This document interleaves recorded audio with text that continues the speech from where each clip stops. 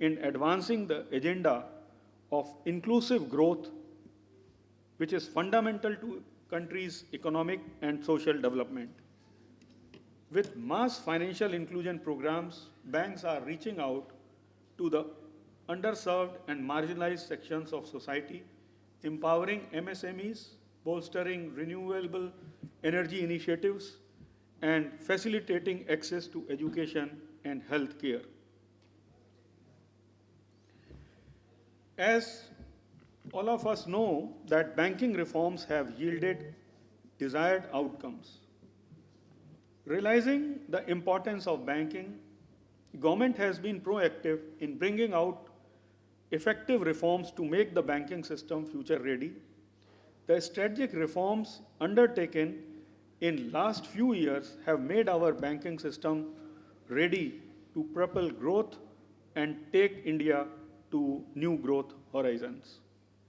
Government over the last few years have taken various reform measures to address the issues related to credit discipline, responsible lending, and improved governance, adoption of technology, and proper regulations of cooperative banks. Some of the initiatives, such as enactment of IBC code, setting up of PRILIC to monitor corporate loans, systematic checking of high value accounts for willful default and fraud, recognition and resolution of stress to protect financial institutions in case of default or payment delays by large borrowers. RBI as well as government has taken multiple steps which include a comprehensive principle-based framework for early recognition and time-bound resolution of stress in the borrower's account. Concrete steps have been taken in resolution of specific large value stressed accounts under the provisions of IBC. Minimum provisioning requirements have been prescribed for both standard advances and non-performing advances, which are expected to mitigate the impact of default by large borrowers. Institution of comprehensive automated early warning systems in the bank, use of third-party data and workflow for time-bound remedial actions to proactively deter stress, reducing slippage into NPAs. There is a regulatory framework for asset reconstruction companies which has been amended to strengthen transparency in ARC and to improve the corporate governance standards in ARCs. Technology has massively expanded digital transactions through Jan Dhan Aadhaar mobile interlinkage, interoperable bank mitras, UPI and DBT. Further, online bill discounting for MSME has been enabled on competitive basis through banks onboarding on the TREDS platform. A reform agenda of public sectors through a unique enhanced access and service excellence ease reforms have been initiated.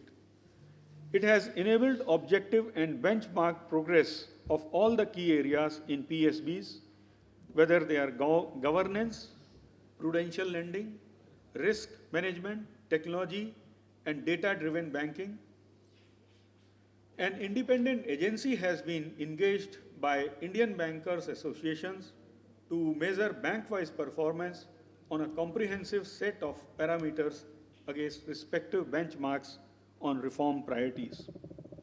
Governance in PSBs has been strengthened through arm's length selection of top management through FSIBs, introduction of non-executive chairmen in nationalized banks, widening of talent pool and instituting performance-based extensions for MDs, instituting appraisal by boards of top management and NODs, effectively using NODs by giving them mandate akin to that of independent directors, and filling up of top positions, some of the top positions through market recruitments.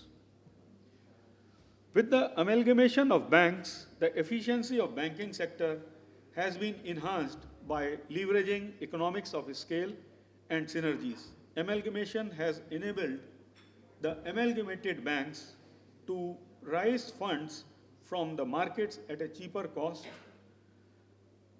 greater financial capacity to support growth, and to increase thrust, trust on adoption of technology for efficient banking and cost optimization. To support the decision making and to prevent harassment from genuine commercial decisions by the banks, the Prevention of Corruption Act had been amended to prohibit conduct of inquiry and investigations of offences related to decisions taken by the public servants in discharge of their genuine functions without previous approval of authority and authority competent to remove him.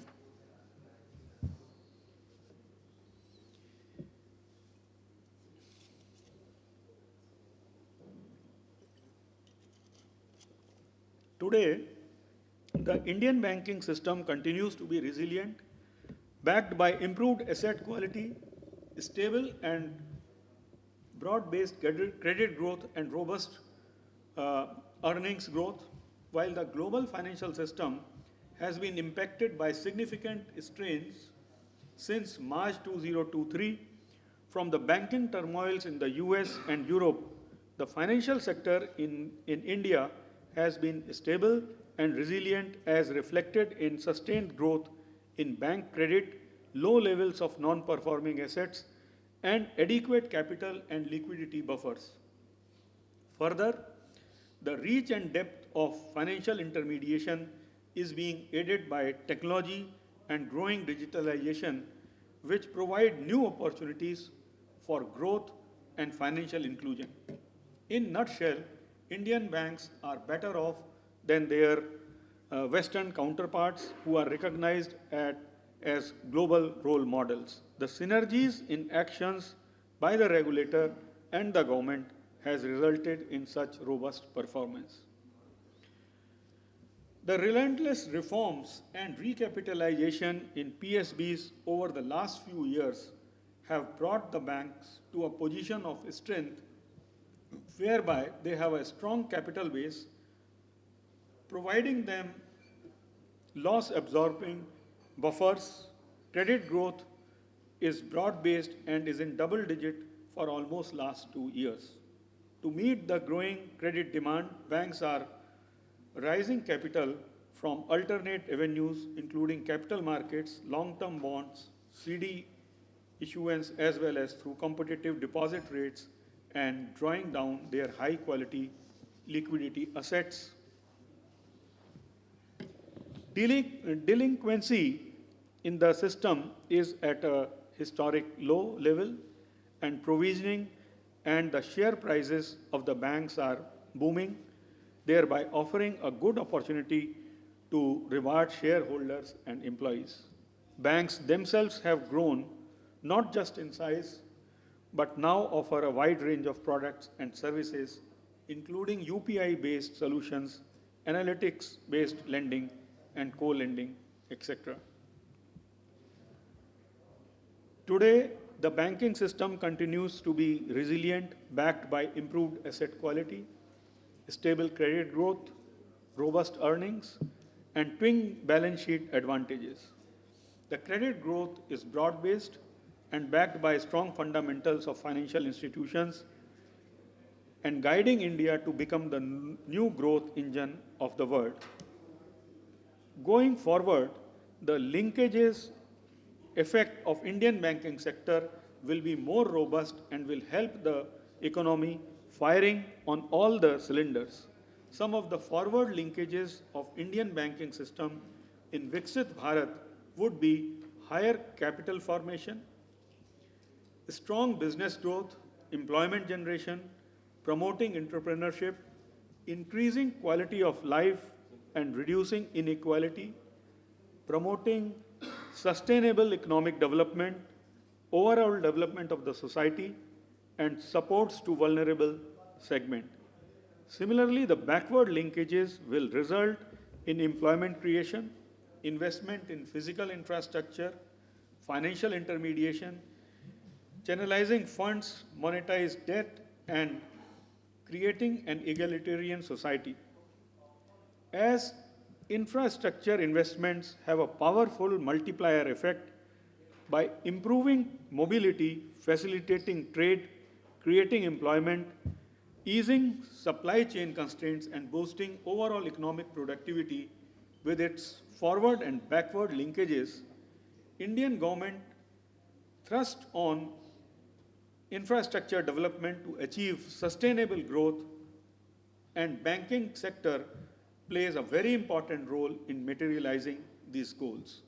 Addressing the infrastructure bottleneck by building more and more physical infrastructure is now the growth mantra, as infrastructure is essential for economic growth and it requires significant investment. One way in which Indian Bank supports economic development is by providing financing for infrastructure projects. Banks help to finance large infrastructures include uh, uh, which include projects such as road, bridges, airport, which can provide jobs, increase productivity, and drive economic growth. By providing financing for these projects, banks help to stimulate economic development and to create opportunities for the communities.